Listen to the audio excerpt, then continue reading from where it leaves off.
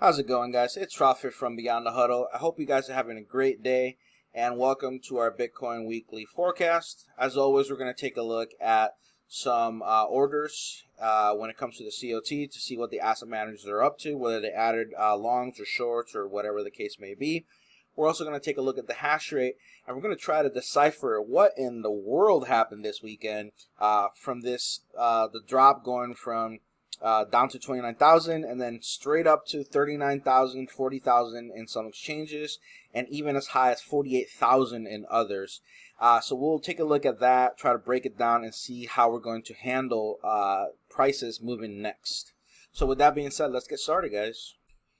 Okay, so starting with the COT positions here, guys, looking at the asset managers, we can see that from last Tuesday to the Tuesday before that, they had increased 14 long positions, and they had also increased 106 short positions.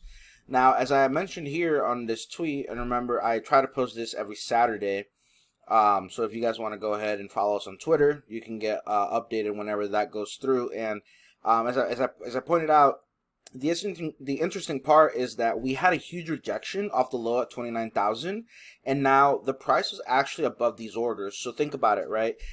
The idea is always, so if I go here on my daily chart, the idea would have been that if there's some sort of orders within July, so let's just mark it out so you guys know what I'm talking about. July 20th and July 13th. So right here. Let's double check that's the Tuesdays. So yep, the 13th and the 20th. The idea was that if there's some sort of short orders between this blue vertical line and this blue vertical line, you'd want to see that be used as resistance and the orders to have been respected.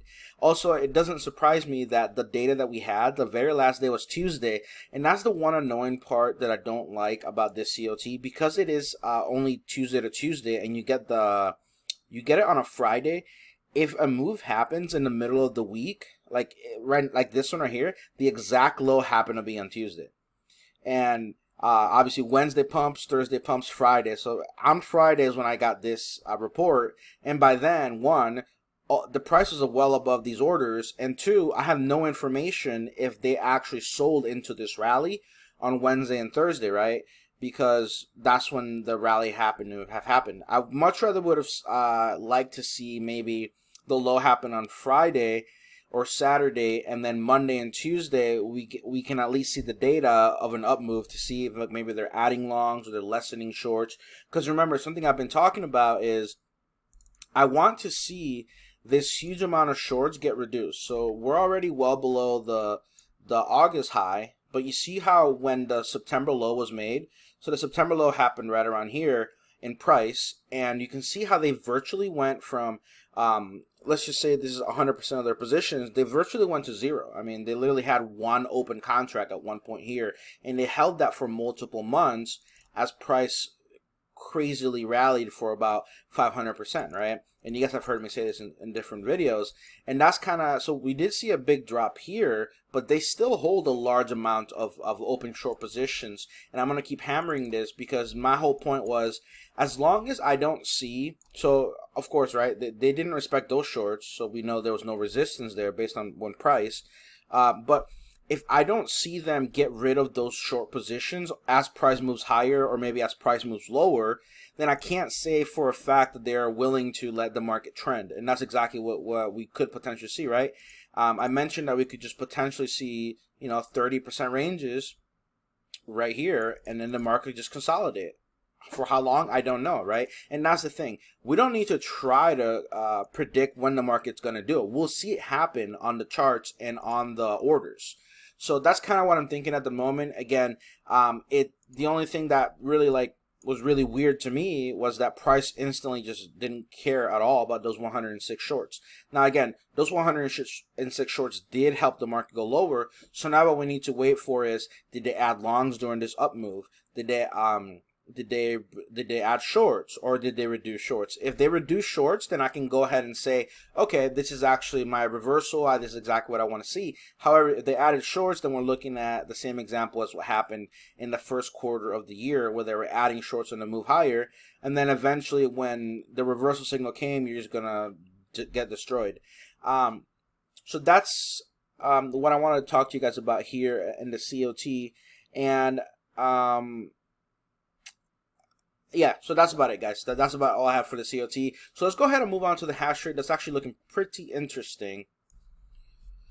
Okay, so moving on to the hash rate, again, gonna keep this very brief, very simple, and you guys have already heard me talk about this drop that happened back in June, and the level that we wanted to see prices, or not price, but the hash rate go back above was around 106, 107, and as you can see, even though price went up 35%, you know, from 29,000 straight up to 40,000 on Binance, we're not gonna count the perpetual for now. That one hit 48K, but going up to 40K from 29K, even though it went up 35%, the hash rate really hasn't moved, right?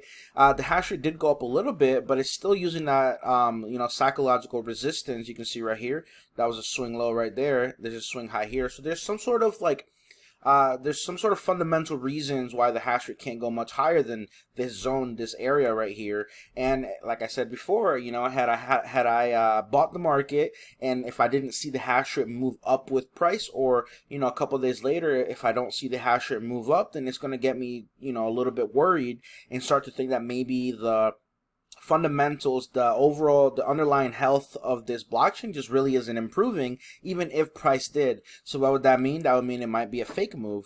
Okay, maybe this is just the short squeeze, and now we're going to continue the downtrend. There was just too many people shorting. They're trying to get people shaken out of the market. They're trying to get people in the wrong side of the market by buying it when it's not actually bullish. So that's, again, what the hash rate is telling me. It's just, I'm not seeing anything. If sometime throughout this week, before the next video, I see the hash rate improve, increase, or be able to break this swing right here, the 106 that was created on June 25th, I'll make sure to post a picture underneath this video on my Twitter, and I'll share it on Telegram as well, so you guys can be informed and kept up to date. So there you have it. The hash rate is telling me it's just not looking very good.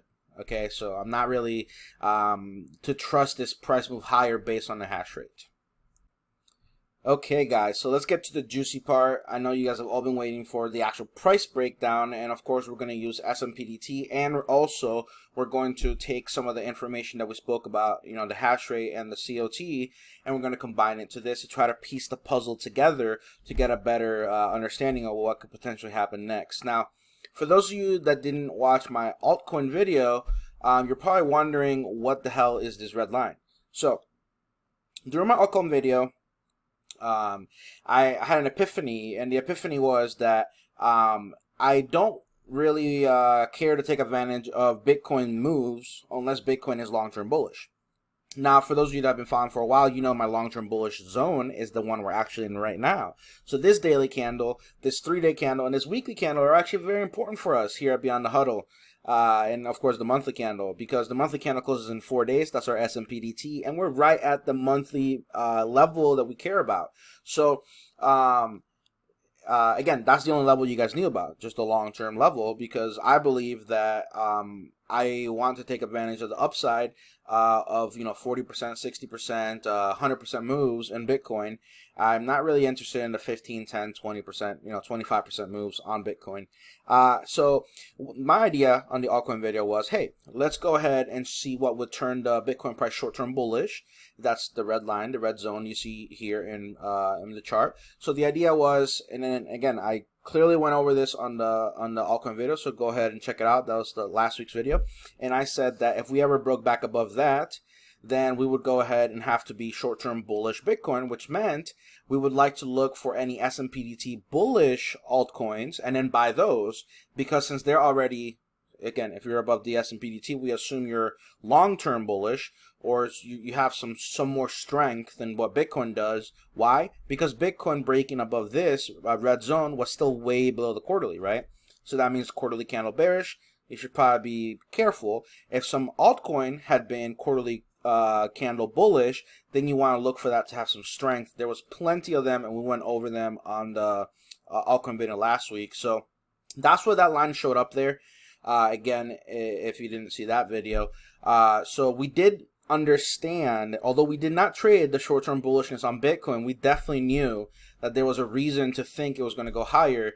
And if you look at this daily candle, the minute it broke back above it, I mean, from there, again, we didn't take this trade, but you could have taken a trade and it went up 25%. I'm not interested in that because I want long, strong resistance levels to get broken to then make me bullish. So that brings us to now, right? We have we have 106 shorts that got added that probably led to this move lower. Maybe on Friday we'll get told that then they reduced all their short positions.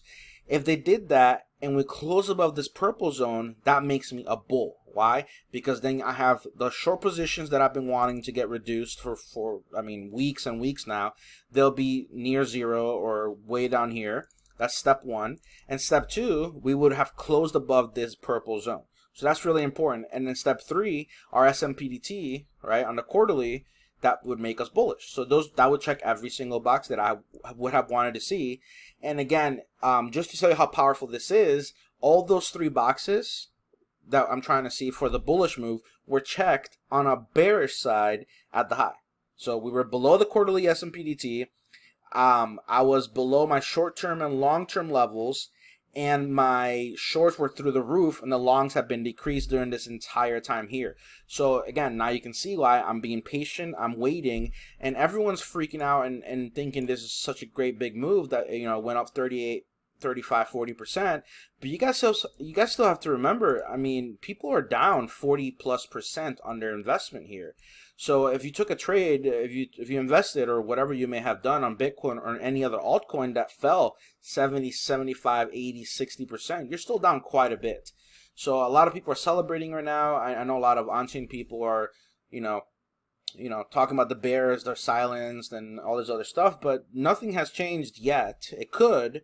And that's why the only thing I have to say basically right now is I'm going to patiently wait 5 more days till the month closes. I'm going to look to see, like I just said, about the COT short positions. I want to see them get massively reduced, and I want to see this price close above this if I am to be long-term bullish for tomorrow, for next month, right? So all those things have to be culminating into one, and then I'll be free to go ahead and be a bull.